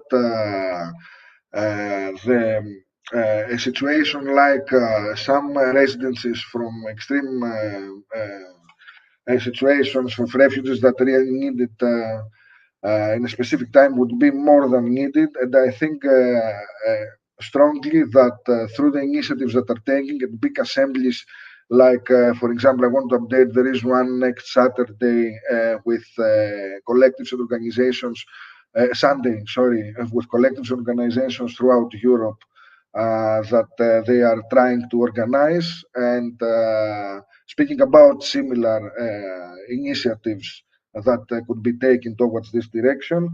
The thing is that, and I would like to end with this, that regarding the refugees in Greece, at least, unfortunately, the last days we have a war towards them. We had it's an update anyway that, of course, it's of much less tension of what we were discussing here today. I think it's important the comrades to hear. We had huge police oppression towards them with gatherings and sending them back or putting them in concentration camps. So what we had done before in Greece, squatting empty buildings and giving them to refugees, especially in the Syrian, after the Syrian war in 2015, was a solution that worked, and I think could be an example that I would like to share in order to show a possible way that we could move towards this. Thank you. And about the last questions, I would like if someone of the comrades would like to answer, if possible.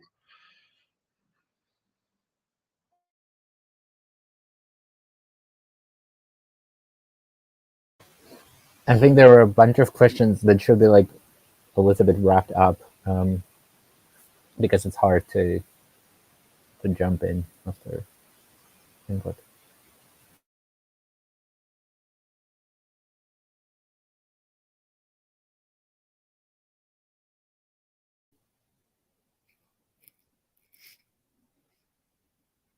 Thanasis, do you want to clarify one of your questions? Is there, for example, any site or an idea or an effort about a site or a media page that we could have direct information from comrades and use it as a way also to get informed against the propaganda of the days, which is massive from all sides? That's the first question.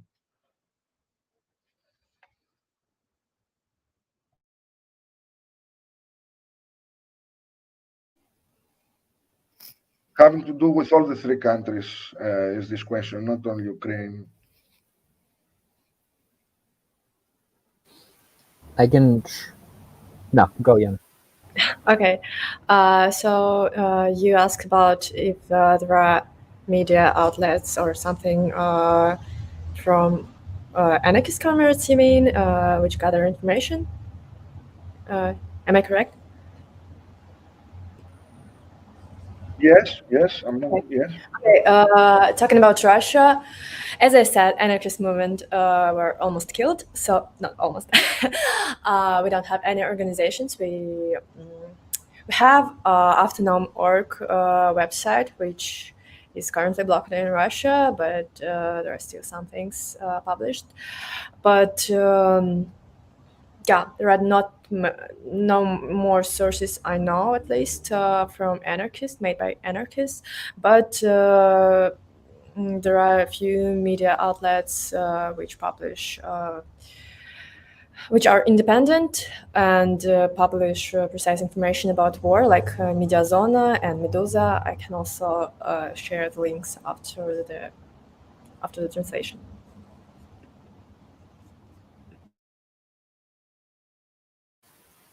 So if you want to read the bad news, you can read the website of Anarchist Black Cross Belarus, because we are writing mostly about repressions and rarely about something positive. Though there were some good news about some comrades getting out of prison. Yeah, there are several anarchist projects from Belarus who were doing news information.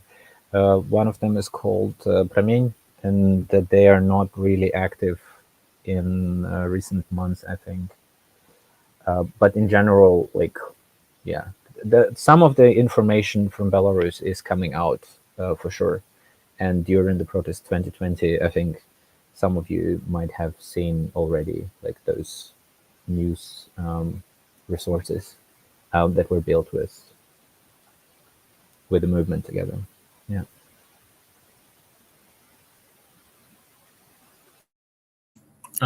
Talking about Ukraine for right now, like every activist, they are in the Operation Solidarity or in resistance committee.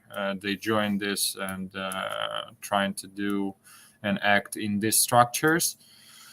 And some people are reorganizing somewhere in Europe or in more safer places in Ukraine.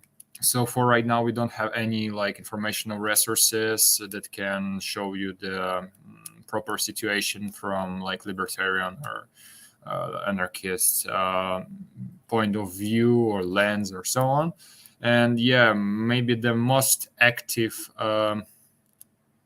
social medias for right now, it's like our Operation Solidarity, it's a resistance committee, maybe, but I don't really have much time to see this. Боец Anarchist, anarchist fighter. Yeah, so not much informational resources for right now, because most of comrades, they are into some another work to do now. Thank you. I think also we should add all these trusted links after when we have put out the recorded version. The other question was, do you think there is a central campaign, the people who want to donate now to make it easier so that also it's more effective? It's about Ukraine. It's the Operation Solidarity and the Committee Resistance, if I'm not wrong, right? And is there any other central campaign in Russia and Belarus that, okay, the comrade says that Belarus now is coping up better with the situation. Anyway, is there any similar initiative that people could refer to in order to donate and to support with their solidarity the struggles?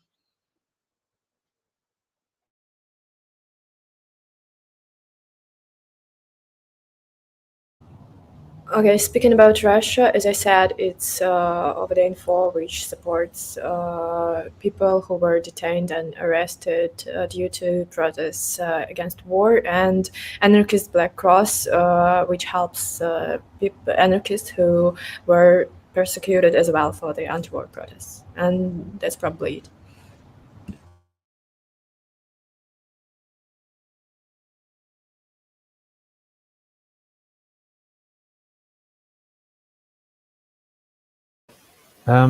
Yeah, so about Belarus, I was talking that the general Belarusian population is doing quite all right in the solidarity terms, but anarchists are always in troubles.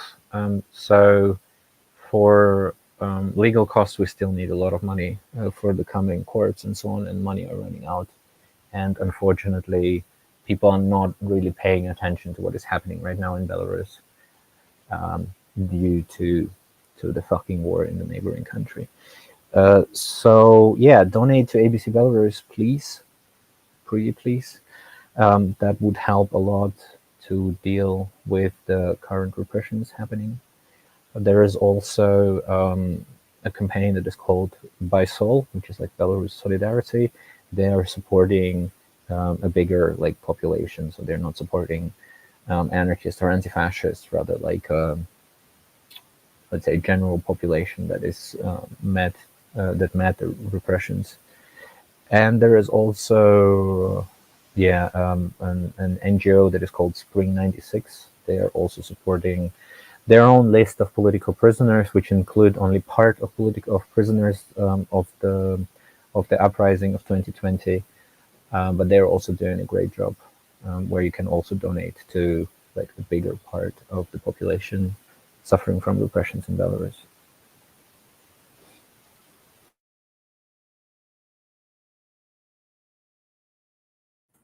So talking about Ukraine, yeah, I have already sent all the links, but we have the website operationsolidarity.org, as I remember. Just a moment, please. .org. It's a blog on the WordPress, so you can see almost everyday information in English, and you can find all the things about donations and all the stuff. Talking about the Resistance Committee, they have their own ways to donate them, and you can find this on their Instagram or Telegram page. Here is a link tree, and there you can find a donation page. Yeah, and the main lesson, maybe for all the anarchists, my personal advice, the best way to donate us and other comrades, and I think that's the answer for the future times and events, it's cryptocurrencies. So get more information about this, try to learn more about this, and I advise to use XMR or Monero. You can read more about this cryptocurrency, and a lot of comrades are saying and advising us to use it because government and other like structures, it's pretty difficult or even impossible for them to track this. So you can send whatever money you want and have to your comrades from any point of our planet or world. So that's pretty great. And yeah, I have to say that it works the best for us to send cryptocurrency. That's it.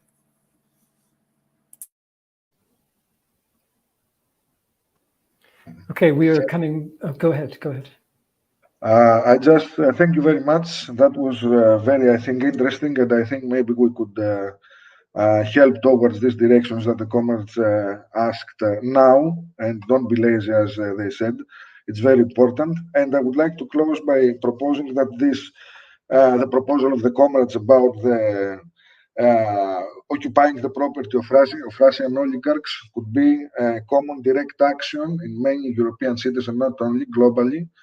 That could also happen at the same time. It's a proposal that it's for everyone who takes initiatives like this or of any other kind. And I would also like to say that if comrades listen to us and are familiar with assemblies or other actions, activities that are going to take place in the next period that could interlink, could interconnect, and strengthen the whole situation, that would be great. And this, we are very happy that maybe this event also contributed towards this direction. That was our hope and our wish. And thank you to all the comrades. That was an amazing discussion. Does anybody want to conclude by saying anything to the people who are listening to this? If you have an opportunity to address people around the world, what would you like to say to them now to finish this discussion? Yeah, I would like to say first. I would like to say thank you, every comrade, every person that helping us or helped before. Like, we really appreciate this help, and you have to know that only your actions, not only your actions, but it's really important for us to provide our activity and to make things that we are making. And if here was no help from you, it would be much more difficult to organize all that stuff that we did already, and to have this context and this situation that we are here for right now. I mean, the positive side of it, of course. So thank you very much for everyone. Yeah, we really appreciate this. And with your solidarity, with your help, we will stand, we will win, and we will end with these dictatorships in Russia and Belarus and the neoliberal regime here in Ukraine. Thank you. In solidarity.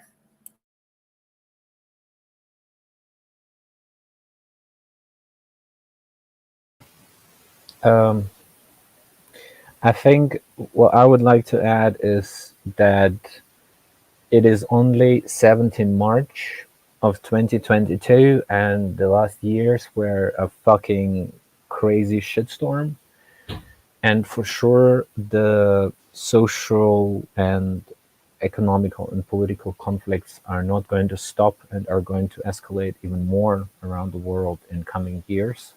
So if you are part of any kind of anarchist or anti-authoritarian movement, or you see yourself as an anarchist or the person who stands against authoritarianism, or you're anti-authoritarian left or whatever, it is time to act, it is time to organize, it is time to discuss and act again. There is no, no coming back to the reality where everything was going smoothly and, things were going on okay. The COVID pandemic, I think, is still happening, and the war is rolling through not only Ukraine, but other parts of the world. So be active and get strong and learn how to be strong in these hard times. And and then we will reach the stars through the thorns. I also want to thank you, and I've just read supportive comments on YouTube, and it's very reassuring. And if you can help Ukrainian refugees, if you can help people fleeing from Russia legally, financially, like with shelters or anything, if you can support Russian protesters, please do that, because it's very important now. Yeah, and thanks for your solidarity.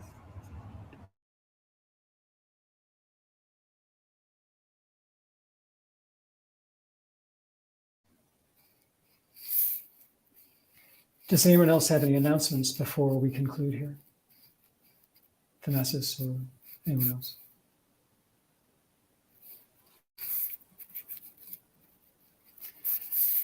If not, I will say the final words here, which are just that I want to thank all of the speakers for joining us. I want to say that for all of you to be with us together today is a model for internationalism, which we desperately need in a time when we are seeing more and more nationalism, more and more fascism, and the likelihood of wars spreading all around the world. For people elsewhere listening to this, I want to say first, we should center the voices of the people who are in the middle of these conflicts. We should listen to the people who are on the ground in these situations if we want to understand the situations, and not people who have some other agenda wherever they are located. Center their voices. Second of all, I want to say we need to understand the stakes of these struggles. The fact that we in the United States failed to stop the invasion of Afghanistan and Iraq in 2001 and 2003 has had tremendous consequences for millions and millions of people. And if we are not able to stop the wars that are unfolding now, we can only imagine how terrible the consequences will be in the decades to come. And I want to conclude by saying, whoever you are listening to this, you are powerful. You have tremendous power to make a difference. And the action that my comrades in the presentation referred to in London, where really a half dozen anarchists in London took over the mansion of an oligarch. That was a few people did an action that spread hope around the world. And whoever you are, whatever your capabilities, you also have tremendous power to make a difference in this situation and all of the situations that are ahead of us. So I want to thank all of you for being here, for speaking, for listening to us, for sharing your questions, and for being part of these struggles. So we will conclude with a song, The Sound of Silence, a cover by the Turnups, because of the story that when the invasion began, a person in Russia remembered this line, "Hello, darkness, my old friend." Thank you for being with us.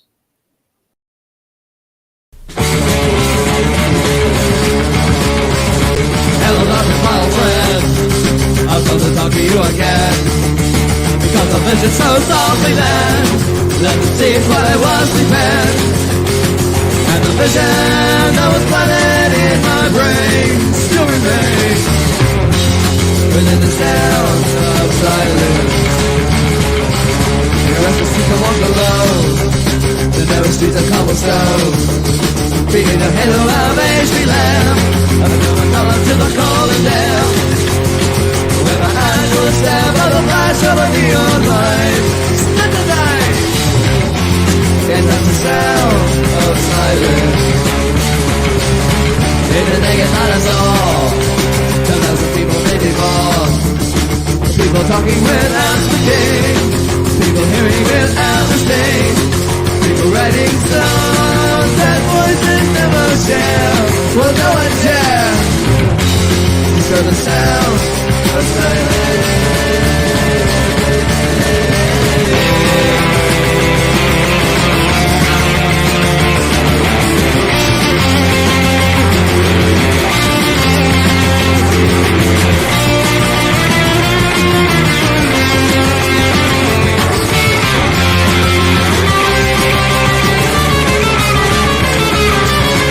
Rules that I do not know, the silence like a cancer grows.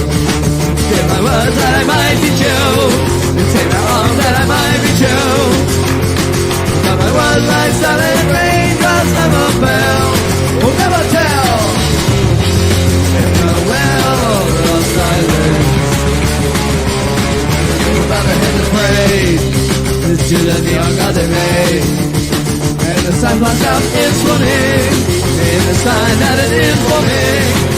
The sign said the words of the prophet are written on the subway wall.